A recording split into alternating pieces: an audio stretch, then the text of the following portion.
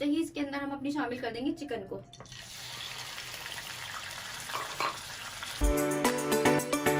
Chicken को अच्छे से पहले हम पिंक होने देंगे। अब इसमें हम शामिल कर देंगे टिक्का मसाला।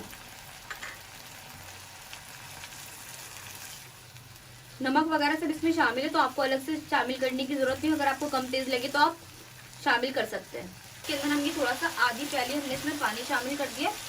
हम इसको 10 मिनट के लिए नॉर्मल आंच के ऊपर गलने के लिए छोड़ देंगे। वैसे भी बोनलेस है और बिल्कुल छोटी छोटी सी हमारे पास बोटियाँ हैं, तो ये इतना टाइम नहीं लेंगी, गल जाएंगी। ठीक है, इसको हमने कवर करके रख दिया।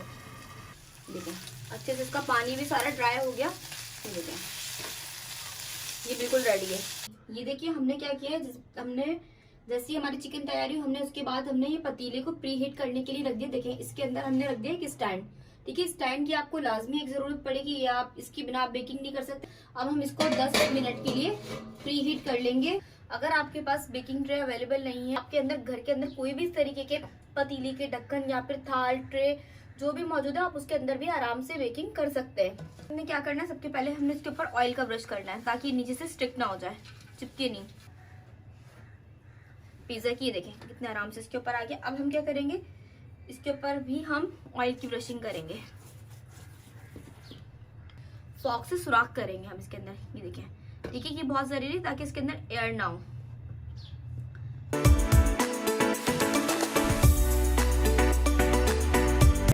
इसमें हम 2 टेबल स्पून पिज्जा सॉस इस्तेमाल करेंगे बस।